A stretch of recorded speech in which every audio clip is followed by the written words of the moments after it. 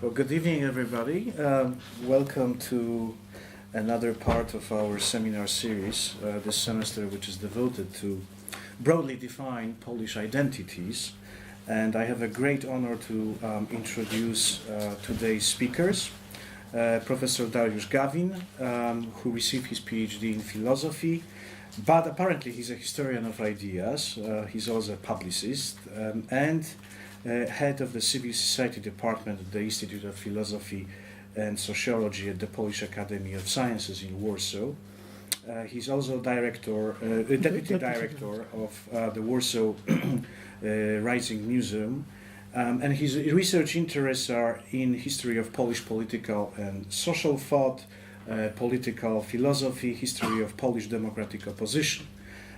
He recently published wielki Zwrot, ewolucja lewicy I odrodzenie idei społeczeństwa obywatelskiego, so I have to actually translate it, U-turn, or big U-turn, or great U-turn, evolution of the left and revival of the idea of civil society, 1956, 1970, 1976. This is the book published by Znak Publishing House in Poland. And Professor Gawin's discussant today is going to be Dr. Bjork, who is a senior lecturer in the history department at King's College London, where he has worked since 2005.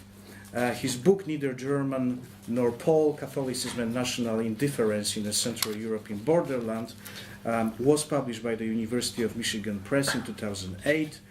His current research is focused on the local, national, and transnational dimensions of Catholicism in Poland after the Second World War, and it will be culminating in a book provisionally titled True Poles, Making Poland Catholic, 1945-1970.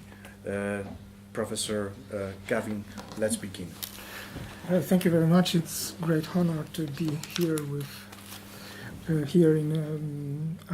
at this seminar. I would like to present a paper that is titled Marxism, Christianity, Liberalism, Polish Democratic Opposition and the Idea of Civil Society, 1981. In contemporary social sciences, there exists a well-established view that the concept of civil society, which remained forgotten for a long period of time, were rediscovered in the 70s mostly by Central European dissidents and independent movements in Czechoslovakia, Hungary, and especially Poland, where social resistance against the communist rule was the strongest and best organized. Other roots of that rediscovery can be found in French left, Latin America, and new social movements like Greens. In Civil Society and Political Theory, a classic work by Andrew Arato and Joan Cohen, the historical narrative of the renaissance of the civil society concept begins with Adam Michnik's essay A New Evolutionism from 1976. This view, however, calls for significant complementary remarks. Skimming through texts that appeared at home within the so-called second circulation of underground writing as well as in emigration, texts written by Adam Michnik, Jacek Kuroń, Leszek Kołakowski, and many other eminent authors, should suffice to acknowledge that the notion of civil society is absent in these texts. This is not to say that the opposition discourse did not take into account the issue that was post factum identified as a civil society issue. The texts of the opposition members from the 70s are primarily concerned with the problem of social self-organization in broad sense of the term, with respect to new forms of social resistance against totalitarian power. The question thus arises as how the democratic opposition thought really evolved and how the gradual changes led to the emergence of a new discourse with civil society as one of its central ideas.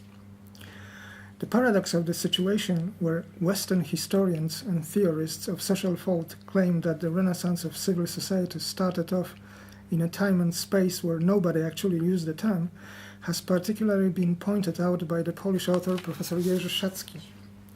He points out that although Central European dissidents gave an important impulse to the renaissance of the idea, quotation mark, the main theoretical effort was taken up and carried out in the West, where the thing discovered in practice in the East was given a name and thus placed within the broad context of the tradition of Western political thought, as well as gradually endowed with more universal meaning than anyone had initially expected.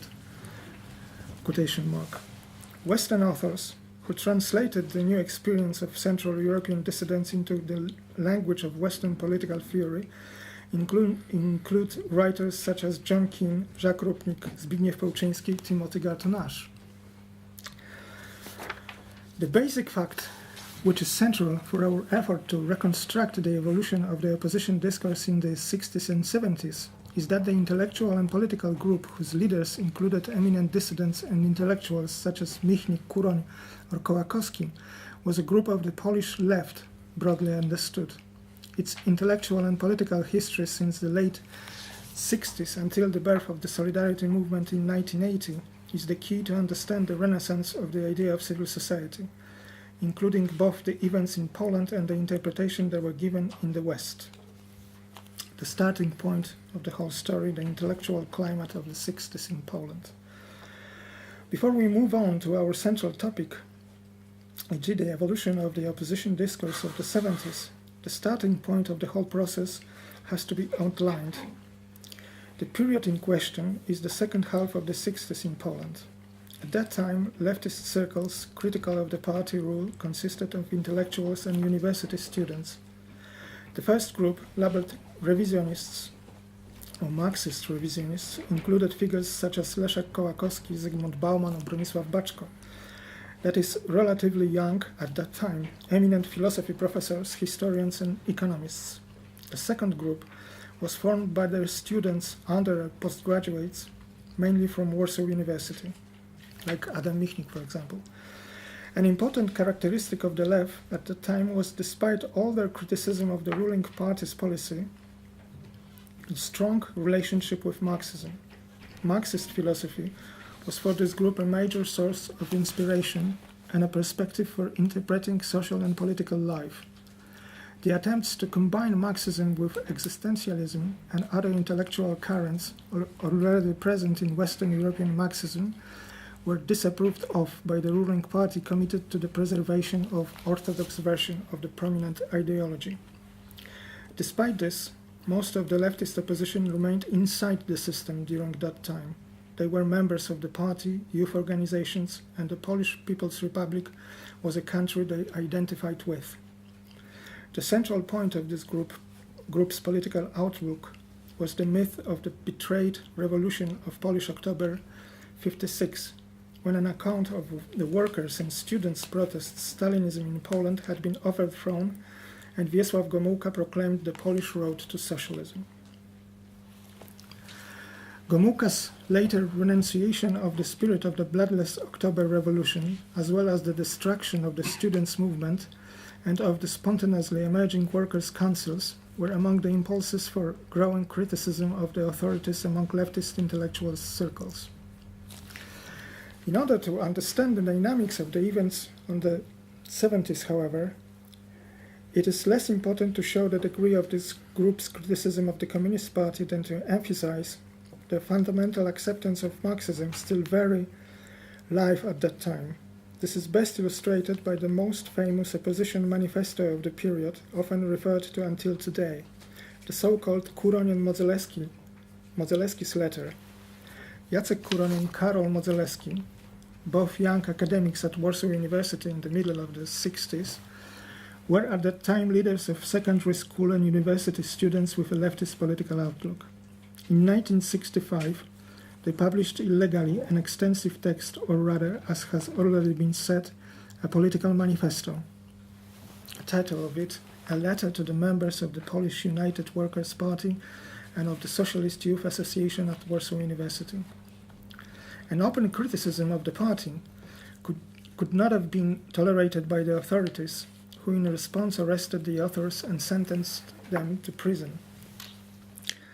The letter provides a thorough critique of the political system existing in Poland at that time as one based on bureaucratic party-state power. According to Kuroń and Modzelewski, the state has been appropriated by the new ruling class, whose power is based upon the control of the means of production. It is the bureaucracy that constitutes this new class holding police dictatorship in order to maintain a monopoly of rule that allows for the exploitation of the working class. A Marxist analysis of the situation inevitably led to a Marxist conclusion. The oppressed working class should overthrow the rule of the exploiters, that is, bureaucracy. The new system was to be based upon a network of workers' councils, with the Central Delegates Council at the head. The councils were to guarantee a maximum decentralization of the power structure. Its dispersion allowed for mass participation in governing at the lowest level. The councils were to hold jointly the prerogatives of economic, police, legislative, and executive powers. Along with a critique of Stalinist bureaucracy, the authors of the letter carried out a radical critique of capitalism and bourgeois democracy. The system of a workers' democracy organized around workers' councils was to help overcome the deficiencies of the parliamentary system, for the most part to put an end to the citizens' alienation from the state and from the sphere of the political. Kuron and Modzelewski viewed parliamentary democracy as fraud and farce. Although in theory it meant rule of the people, in reality served to camouflage the monopolistic rule of the great capital and of technocrats working at its service.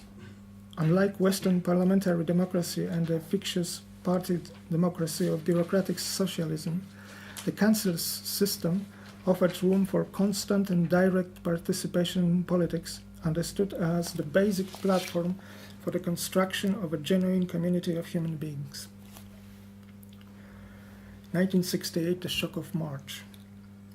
This consistently leftist outlook, found in Kuron and Modzelewski's letter, breaks up as a result of so-called March events of 1968, a series of intense mass riots and strike in universities, mostly in Warsaw, where the students' movement was centered at Warsaw University. March was a moment of transition. On the one hand, leaflets, proclamations, and the climate of those days was leftist, at the university at least, but on the other hand, the startling brutality of the authorities, the scope of the repressions, and most of all the anti-Semitic and anti-intelligentsia campaign waged by the party came as an incredible shock to the leftist intellectuals and students. The question thus needs to be posed as to reasons for such a deep shock caused by the course of the March events. After all, the shock seems disproportionate to the scale of events and repressions, especially when compared to the repressions suffered by the Home Army AK generation after the war. March, notwithstanding all police brutality, brought no casualties. The first reason that can be put forward as a possible explanation is one of psychology. The intensity of the shock of young people attacked by the party squads in Warsaw University courtyard can be explained as directly proportionate to their juvenile naivety. The right to juvenile naivety that belongs to every generation entering mature life does not explain, however, particularly in the case of the politically active members of the students' movement, the depth of the shock caused by March. One should rather point out that the moral shock coincided with the shock of a completely different nature, an ideological one. The Polish students' movement, inasmuch as they were using leftist slogans, resembled to some extent the students' movement in Western Europe, which in the course of 2 months spread from Paris to other European capitals. Naturally, there were differences between Warsaw and Paris. In Poland, the students' movement was so much more moderated and free from leftist radicalism. The Polish students' revolt could easily be inscribed in the long tradition of struggle for independence and democracy. March, understood as a patriotic and liberal movement, obviously opposed the counter-cultural, anti-liberal and anti-bourgeois Paris revolt. We must not forget, however, that for the participants of the 68 events on both sides of the Iron Curtain, it was mostly similarities that counted. What's more, for both Daniel Cohn-Bendit and Adam Michnik, those similarities seem unquestionable at that time.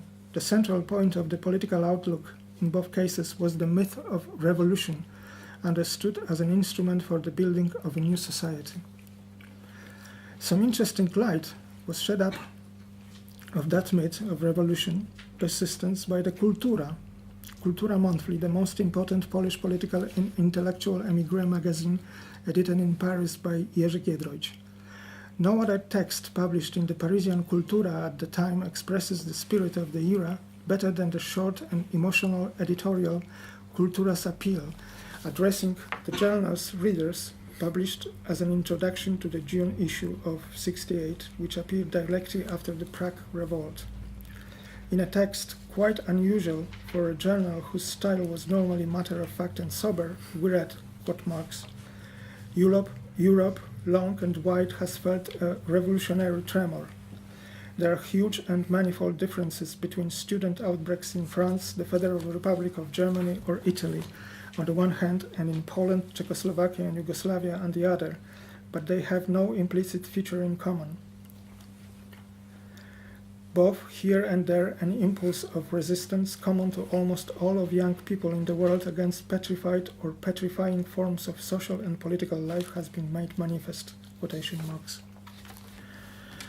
Since 1789, since the Great French Revolution, through all 19th century revolutions until the Revolution of 1917 in Russia and the Cuban Revolution of Fidel Castro, the myth of revolution lay at the core of modern tradition of the left.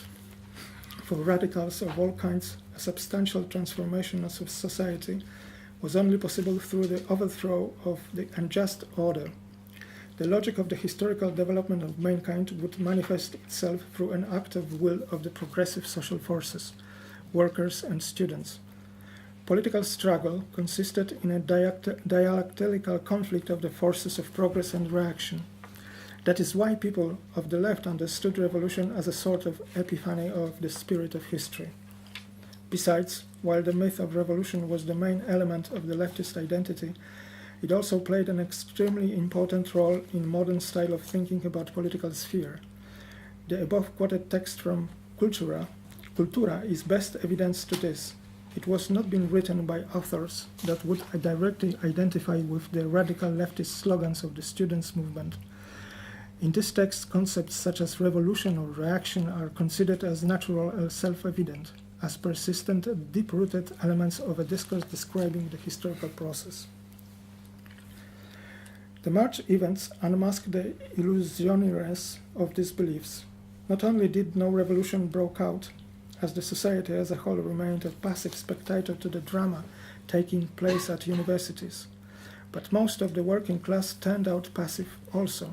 Students' delegations, which following the October '56 experience tried to gain support of the great factories of Warsaw, met with the workers' indifference. And yet something even worse happened. A part of the workers got mobilized against the students' movement in an anti-Semitic and anti-intelligentsia campaign organized by Communist Party. When Kuron and Modzelewski wrote their letter, it was a constitutive element of their reasoning, fully in line with Marxist political thought, was an a priori assumption that the working class is essentially progressive and that accordingly there cannot exist its reactionary form. This is why the clash of theory and reality in March was so painful.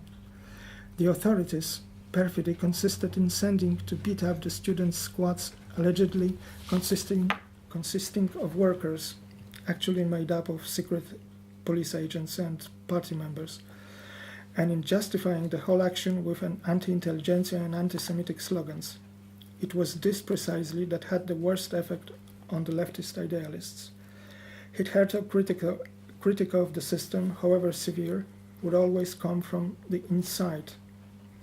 The rhetoric of the March campaign was in leftist terms fascist and nationalist.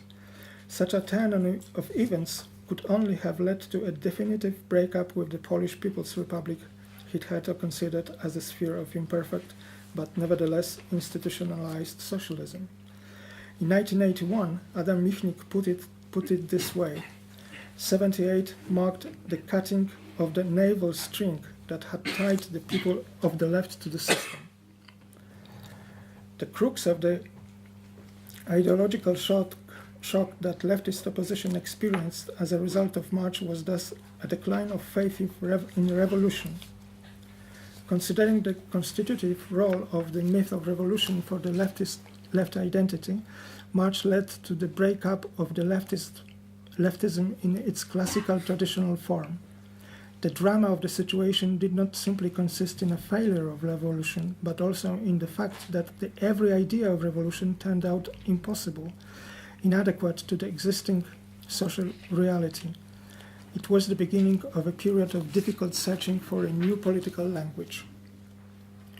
After March, hundreds of people went to jail. Emigration was forced not only upon thousands of Poles of Jewish origin, in a large part conceived communists, generally with practical experience from before the war, but also upon many Poles, including intellectuals known for their critical attitude towards the authorities, such as Leszek Kołakowski. In December 1970, authorities violently suppressed workers' protests in the coast cities, particularly Gdańsk, Gdynia, and Szczecin.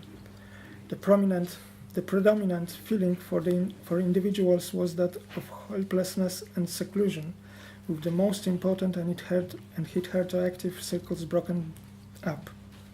The left was called to make use of a category from the language of psychology in a state of deep cognitive dissonance.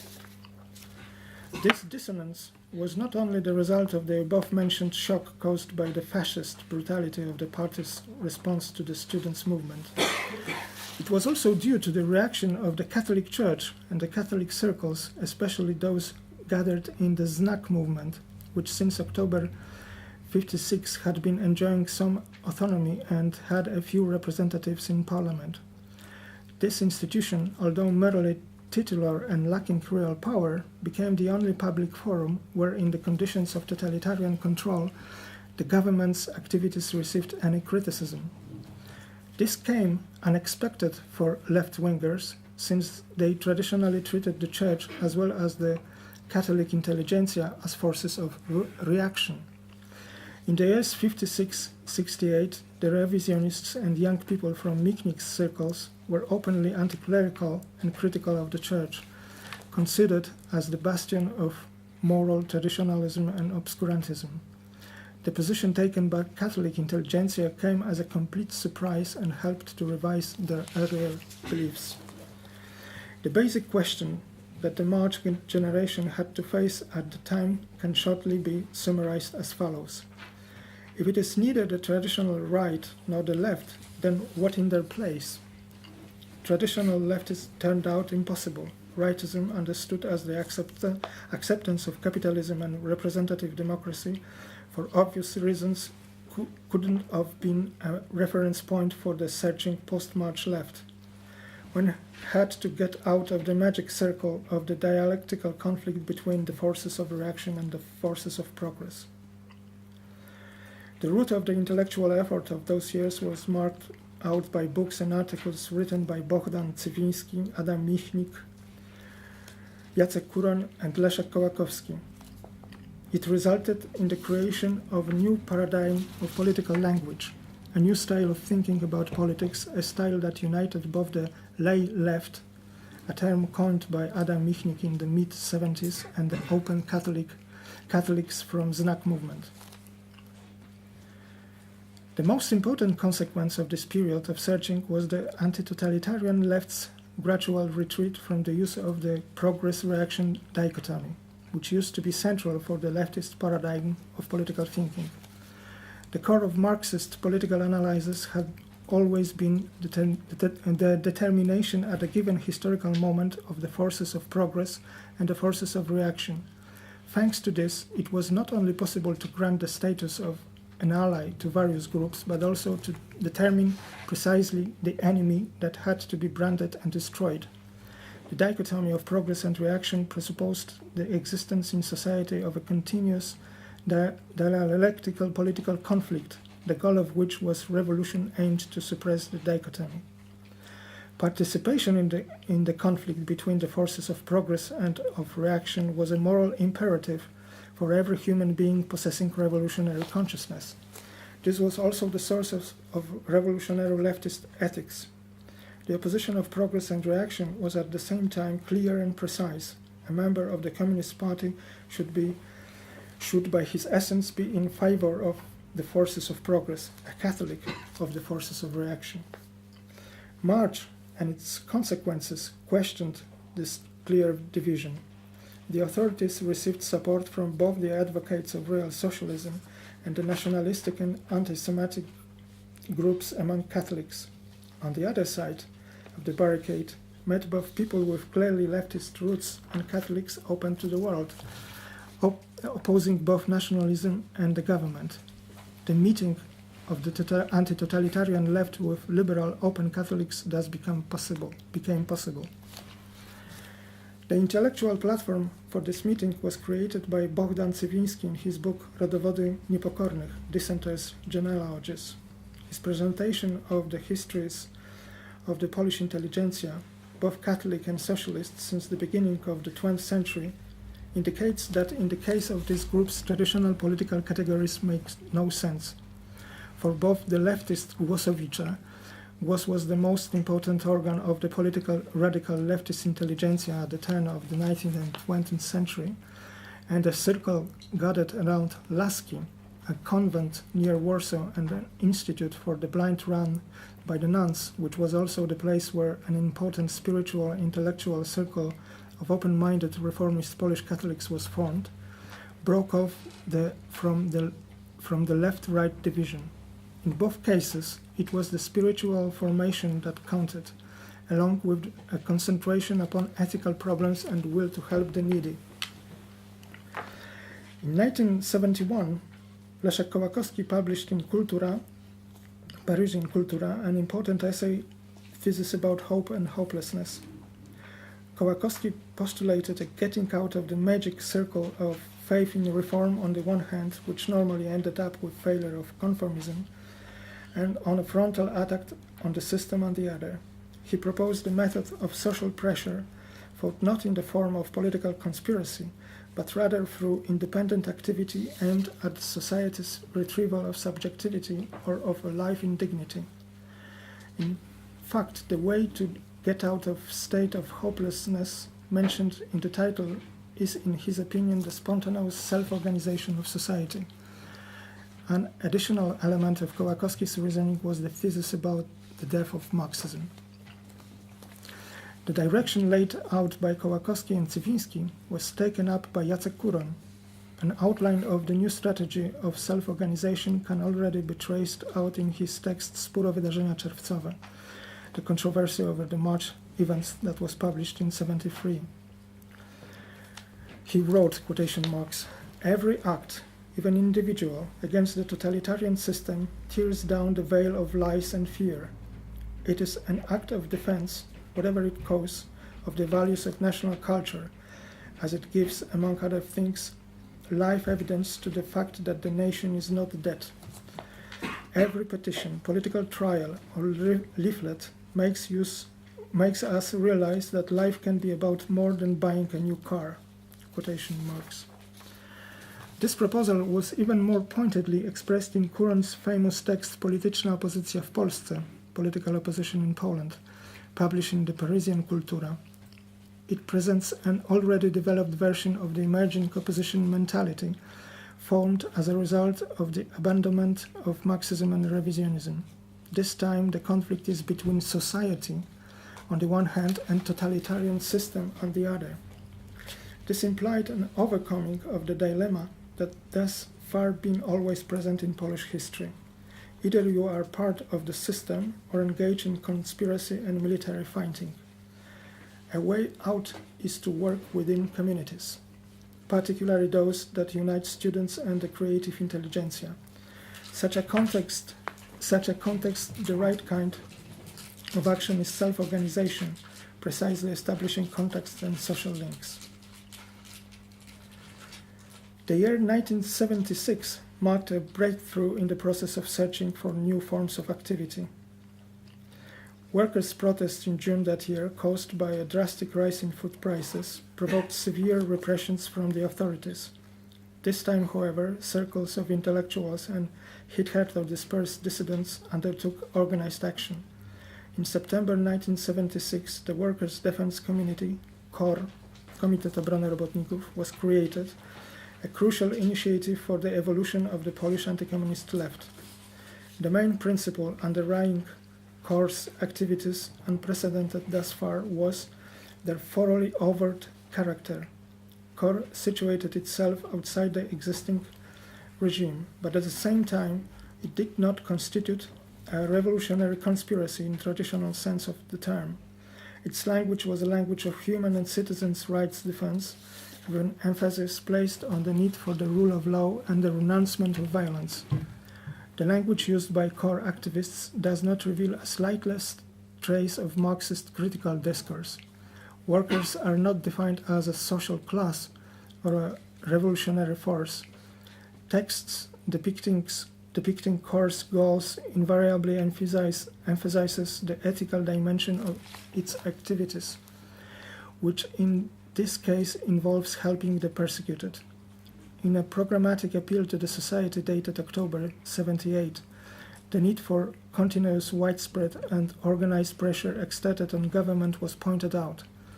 Those activities, however, should not only aim at a specific correction of state-to-state policy, but also something much more significant. Quotation marks. Activities aimed to achieve this goal should serve to create social bonds, which are being destroyed in a system of monopolitical and centralized rule. Quotation marks. Political revolution is replaced by a call to an ethical revolution. In an important text written by Kuroń, Myśli o programie działania, he presented a conception of social movements. Quotation marks. A social movement is here understood as a form of cooperation within great human collectivities, whereby every participant realizes his goals through action within a small, independent group. Such small, independent groups become a social movement when they are united by a community of a most general goal. Quotation marks. In 1976, Michnik made proposal for an intellectual alliance between the left and the Open Catholics circles in his book The Church, the Left and the Dialogue, Kościół, Lewica, Dialog. The author consistently claimed that in the new circumstances, former ideological divisions were becoming increasingly anachronic. Quotation marks. Should not we, the people of the lay left, finally come to understand that in the face of a totalitarian dictatorship, traditional concepts of progress and reaction or the right-left division become less important than the main division line, which separates the adherents of totalism from its opponents? And should we not, having recognized this, revise our traditional view on the situation and on the role of the Catholic Church in post-war Poland? Quotation marks. He strongly emphasized later, I quote, "The central element of leftist thought in a totalitarian country has to be anti-totalitarianism. This is the very reason why all divisions formed in the conditions of bourgeois democracy are out of date." Quotation marks. The anti-totalitarian vision of the unity of men's rights and duties was to serve as a platform for the meeting of left-wingers and Catholics, since, as Michnik puts it, a life in truth and in the pursuit of truth is a man's right and at the same time his duty. Along with the new formula of the political opposition activity, the concentration upon socialism and Marxism as a philosophical and ideological problem gradually becomes for lay left intelligentsia a problem of the past. As early as in 1971, Kołakowski wrote about the death of Marxism.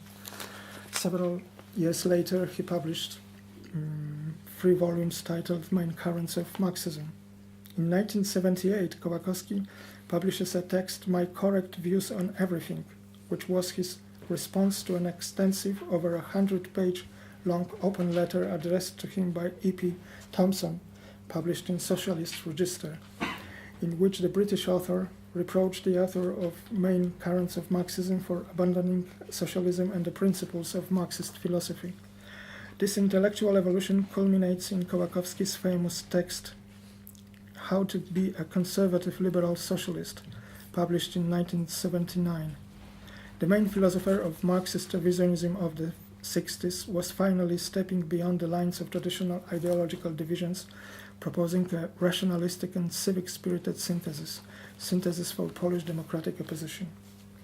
Thus, by the end of the 70s, for former left, the goal of political activity is no more a utopia placed in the future, a utopia of democratic socialism, the road to which leads through revolution, but a utopia found in the present, a utopia of small communities founded upon truth and spiritual freedom.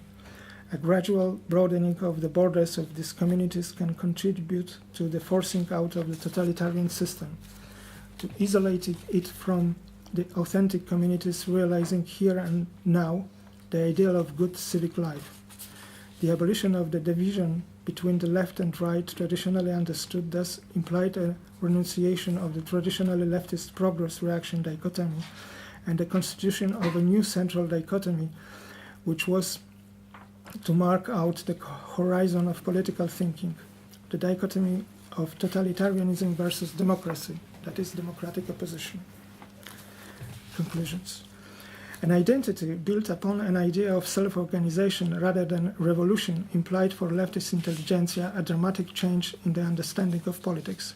It was no longer conceived of as a dynamic fight where the use of violence in order to abolish exploitation and overcome reaction cannot be ruled out, but rather consisted in an inner spiritual transformation which makes it possible to give evidence to truth in the face of a dangerous regime founded upon falsehood and violence. The new ethical left was thus non-revolutionary. Its goal was no longer a workers' democracy, but a brotherhood community of people enjoying spiritual freedom. Its method of activity, not the seeking of space within the existing legal structures, mainly the Communist Party, but the building of open structures that have not been legalized formally, but allow the society to self-organize next to the official structures. This way of thinking turned out extremely attractive for Western leftist and liberal intellectuals. The 1970s brought a breakdown of faith in both radical left and in Eurocommunism. Radical forms of fighting capitalism, often based on violence, raised increased doubts and resistance.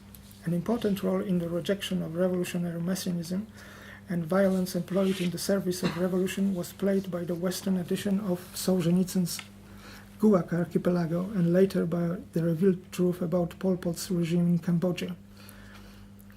New opposition movements in Central Europe, and particularly the new forms of democratic opposition activity, raised great interest, as they implied fighting with communism not in the name of freedom understood in the spirit of liberal representative democracy, this spirit came later, but rather in the spirit of building authentic social bonds. They thus offered a new critical language, one that the post-Marxist left was strongly seeking, and at the same time presented a new utopia, the utopia of authentic civic communities. In the West, this utopia was translated as an idea of civil society. It soon took the shape of a 10 million solidarity movement, an independent self-organizing society existing parallel to the state and its structures. And yet, even during the period of the union's legal existence until December 1981, that is until the imposition of martial law, the notion of civil society did not emerge within the broader opposition discourse. Solidarity was, in the opinion of its representatives, a social movement. It aimed, according to the declaration of the Union's First Congress in 1981, at the building of self-governing republic, samorządna Rzeczpospolita. The very notion of civil society appeared via the West no sooner than in the period of martial law as a clear borrowing. In the preliminary phase, it was first introduced in Polish social sciences. Within the political publicism of the democratic opposition, it appeared at the end of the 80s, becoming one of the catchwords used during the roundtable talks as well as in the first period of transition. Thank you very much for your attention.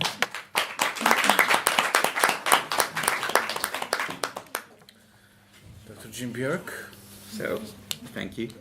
Well, first of all, thanks very much to Mikolaj Kunicki for this very kind invitation and opportunity to come to offer some brief comments on Professor Dariusz Gawin's very interesting paper tonight. I should preface my remarks by noting that the history of political ideas is not really my core specialization. I have a more social historical background and leanings myself, but one really useful hook for me is that it's a fortuitous timing, and that in my own undergraduate teaching for a broader East European history course, this is exactly the week in which the core text is actually Adam Michnik's The Church, the Left, and Dialogue. So it's a wonderful opportunity for me to engage in a little fresher, deeper way with a fundamental narrative that I'm used to trying to convey to students. Now I suspect, again, given that this isn't my core specialization, that some of those in the audience today might have more sophisticated and well-informed follow-up questions, particularly on the interesting arguments here about the specific genealogy of ideas of civil society, and some of the back and forth between Poland and Eastern Europe more broadly on the one hand and Western Europe on the other. But I want to cluster my own comments really around three broad themes that, for the most part, I think already come through clearly in your narrative. It's really my own attempt to work through that very persuasive narrative that you offer and kind of engage sympathetically in the rethinking that dissidents coming out of a Marxist background were going through themselves from the end of the 50s to the end of the 70s.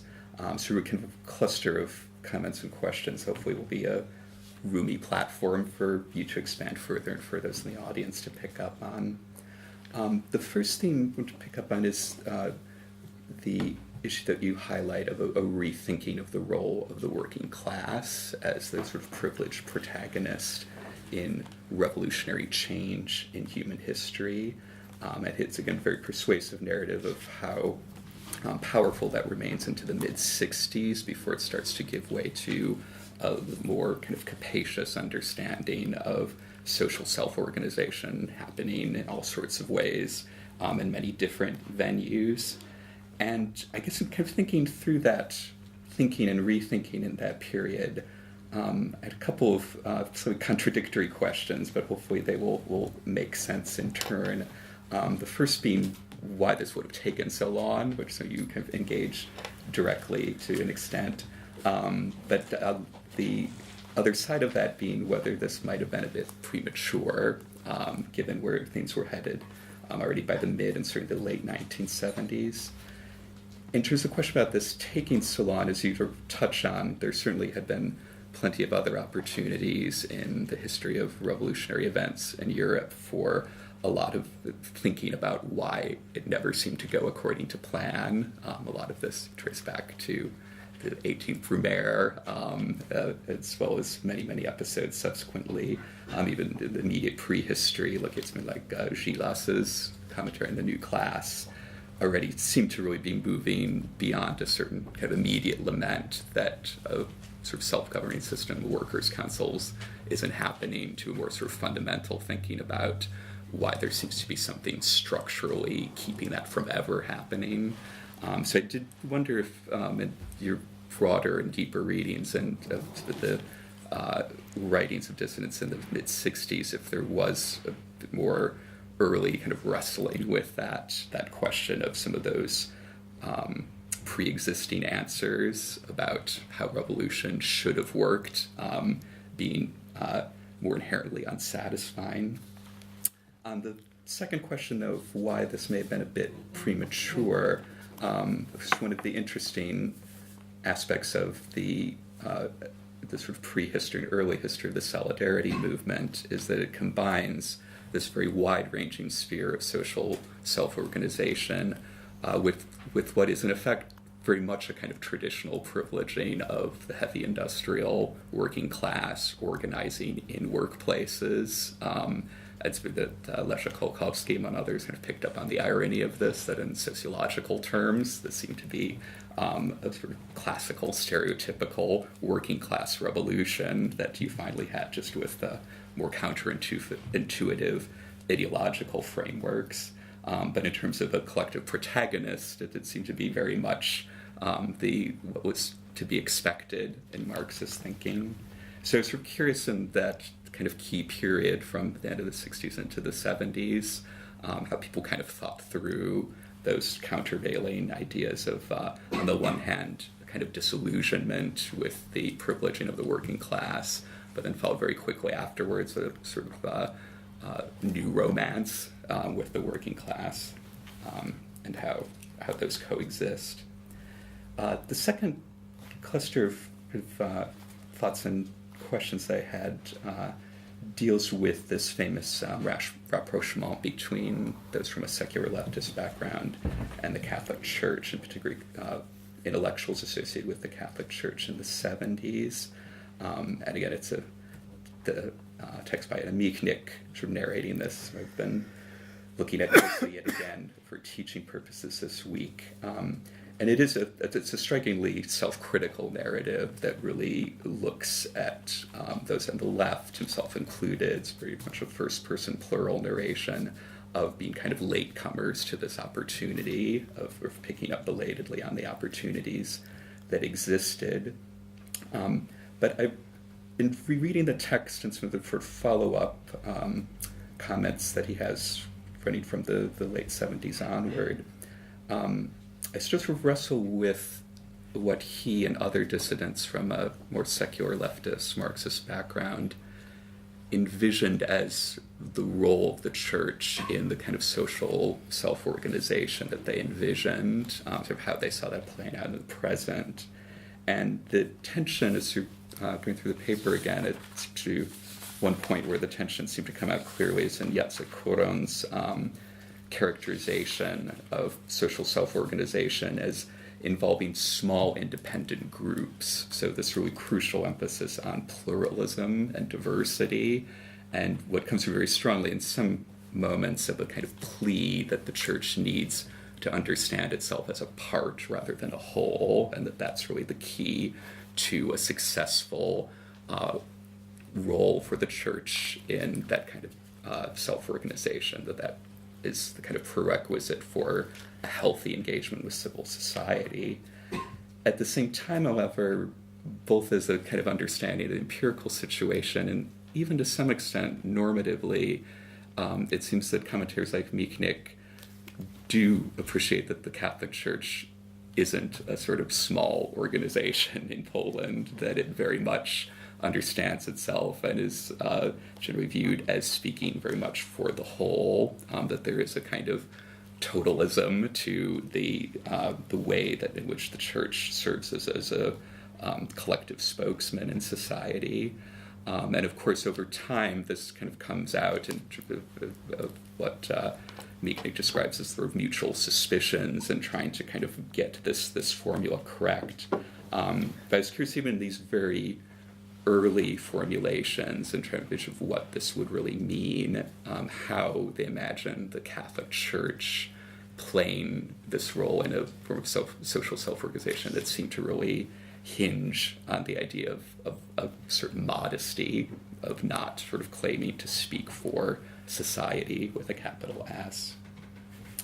And the final cluster of questions I have is actually very similar issues, is the sort of unavoidable issue of the nation. And it's one that isn't absent here, but I think is not quite central either. I think, to my mind at least, always serves as an interesting counterpoint to discussions of society, and particularly civil society, since the nation does seem to really kind of privilege the idea of a common heritage as well as common goals. To get back to Corin's formulation, that there's the community of a most general goal that's sort of overarching. And so one of the key tensions there is that relationship between a more pluralistic understanding of society and a potentially more monolithic understanding of the nation. And it struck me, getting back again, somewhat shamelessly and opportunistically to some texts I've been using for teaching very recently, even in Václav Havel's The Power of the Powerless, which seems to center on a somewhat lonelier, more individualistic understanding of the role that dissidents are playing in the present. Even that text also really invokes an understanding of his agenda as part of a continuation of a longer tradition of national activism. It talks about this as being in the tradition of drobna praca, so obviously in Poland as well, the tradition of mała praca, or organic work.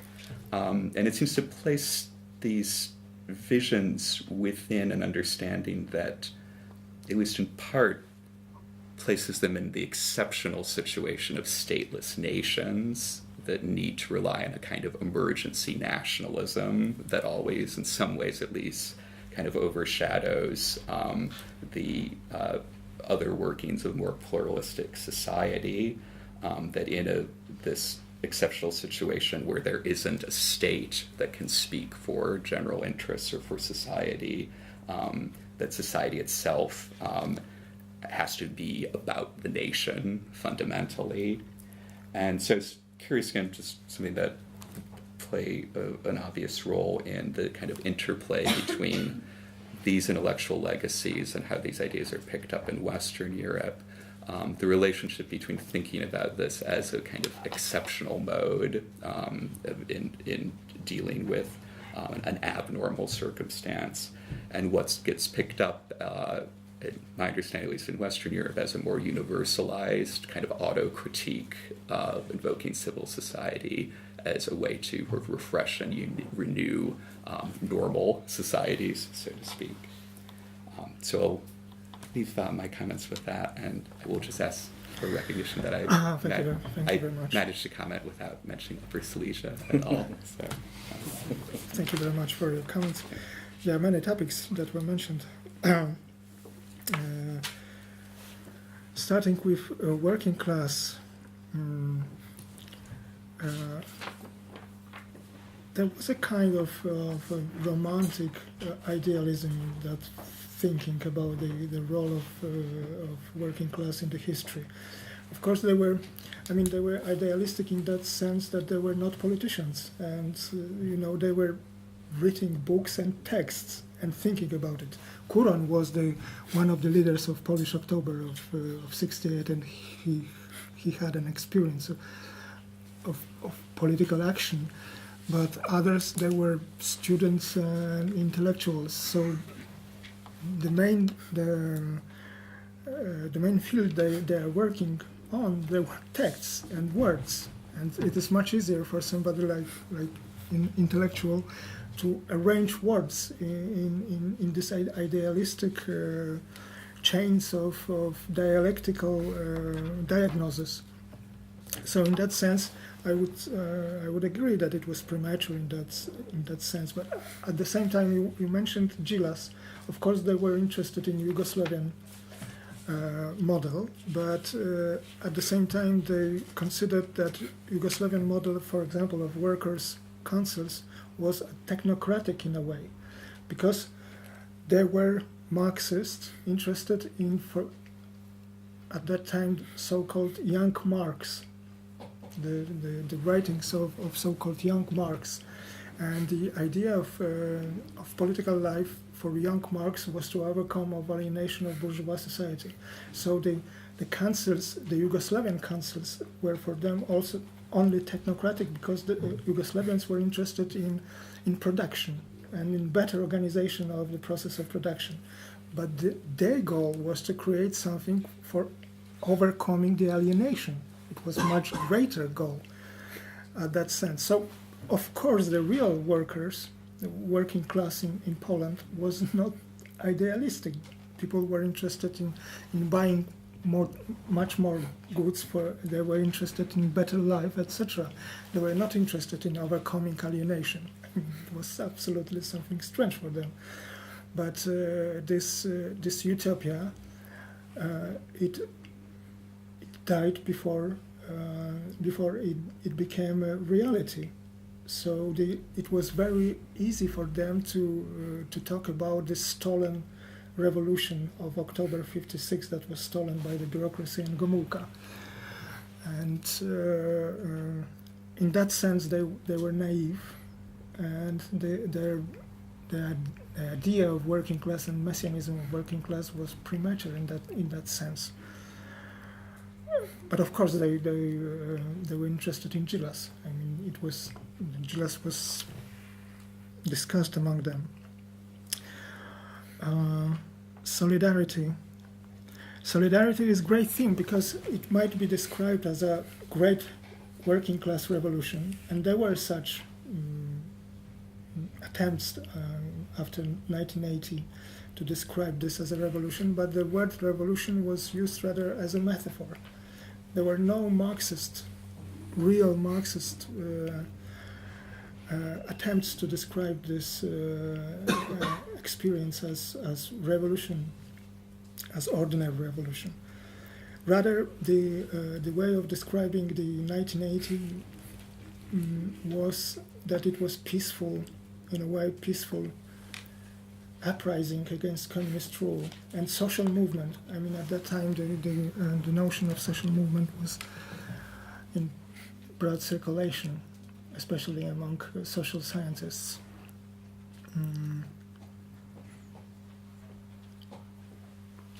But I can agree that it was a kind of new romance with working class at that time, especially on intellectuals. For example, the cult of Lech Wałęsa, that was very strong at that time in the 1981 among intelligentsia, intellectuals, etc.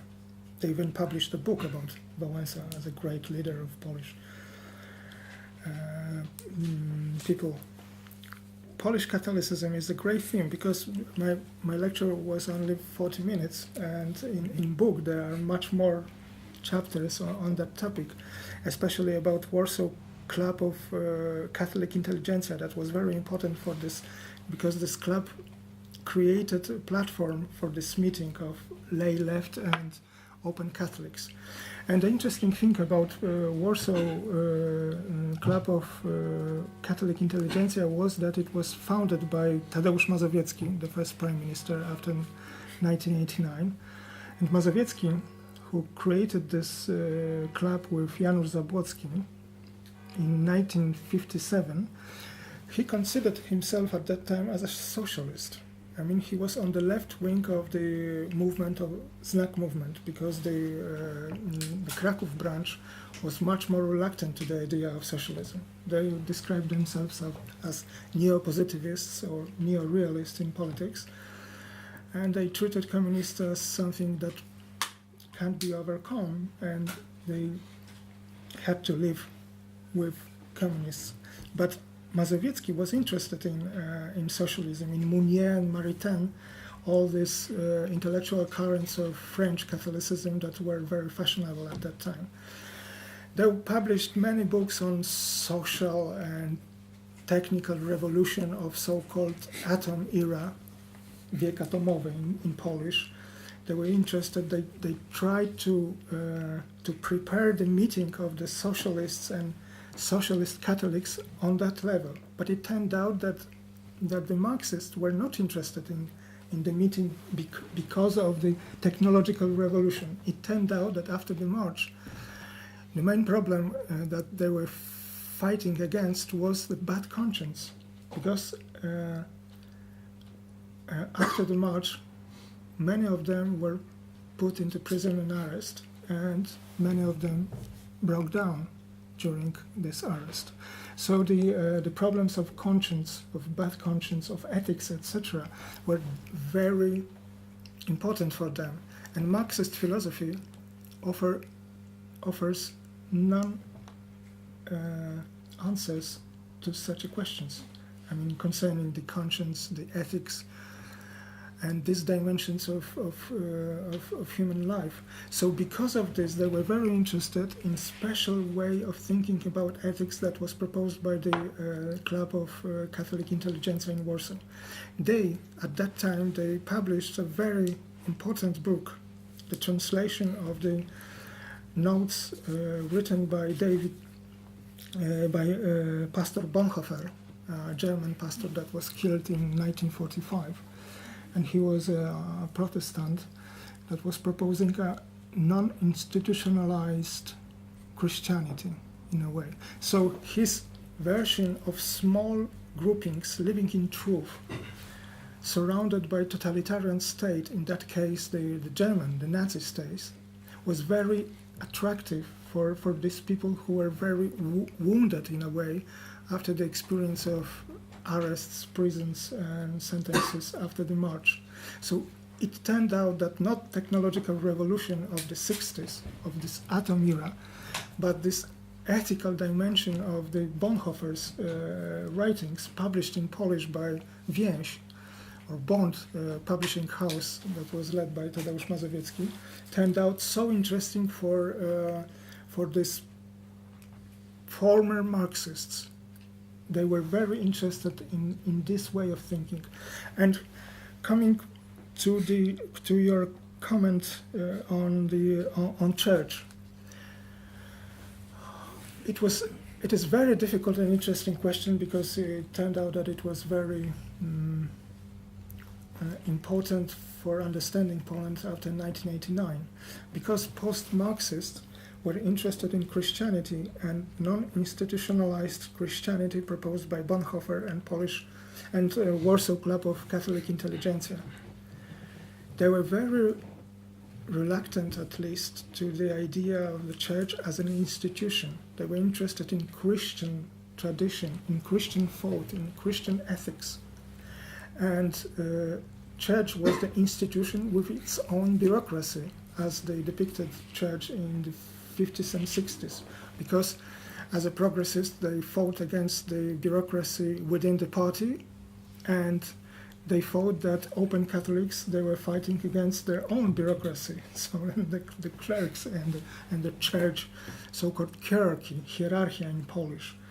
So it turned out that in this way of thinking was a terrible potential of misunderstandings that was not so important in the 70s and even in the 80s, but it turned out that it led to the misunderstandings and quarrels after 1989, when Catholic Church became a normal part of political life in Poland and public debates. This is very, I wrote 2 or 3 chapters in my book about this club of Catholic intelligentsia in Warsaw. The theme is, the topic is very interesting and important. As I said, the Warsaw Club was different, especially in the 60s, from the club in Kraków and the Tygodnik Powszechny group and Znak publishing house. Więź was much different at that time. And the problem of nation, yes, it was very important, and the person who was, because the story of becoming post-Marxist for these people was very different in every individual case. I mean, they had become post-Marxist in different pace. I mean, for example, Leszek Kołakowski was much faster in that. A funny thing was that after he was expelled from Poland in 1968, he was welcomed in the West as a revisionist. I mean, there was a book published, the companion or the reader of Kołakowski was published in America at that time, presenting him as a leading revisionist philosopher, and this book contained text written on the turn of the 50s and 60s, from the time when he was revisionist. But it was strange qui pro quo, because at that time Kołakowski wrote a huge book on Netherlands mystics in the 17th century, and was very interested in Christian tradition. He was absolutely shocked by the countercultural revolution at Berkeley University and in other places, and he was, till the end of his life, was very critical to the New Left and counterculture. So because of this, it was this misunderstanding with E.P. Thompson. He knew E.P. Thompson as a revisionist by the end of the 50s, And for E.P. Thompson was a shocking surprise that this revisionist Marxist became a Christian philosopher writing about the death of Marxism. But Kołakowski was also one of the first persons in this group that started writing about national culture and the importance of the national tradition and the role of intelligentsia in defending it in totalitarian state. The other person was Adam Michnik, for example, who also was much faster in that evolution than for example, Jacek Kuran, because Jacek Kuran wrote that he ceased to be a communist in prison after 1968, around 1970. Michnik was faster in that process. And the idea of a nation that is very strong in Polish culture and important was embraced by them in the first part of the 70s. I mean, by the end of the 70s, it's a commonplace for all of them that nation is very important and national culture plays a very important role in political fighting against totalitarian regime. You mentioned Havel. Of course, many of these ideas are very similar to the ideas of Czech dissidents. For example, the idea of parallel polis that was coined in the 70s by I don't remember the name. Benda, yeah. Benda, that was coined by Benda in the 70s, was very similar to these ideas of self-organization. In the whole story, there is a funny similarity to Molière drama, Mr. Jourdain. I mean, these dissidents, they didn't know that they speak civil society language. They needed a teacher, somebody who can explain them that they use this language. So, as Mr. Jourdain, they realized this afterwards. I mean, that they spoke this language before.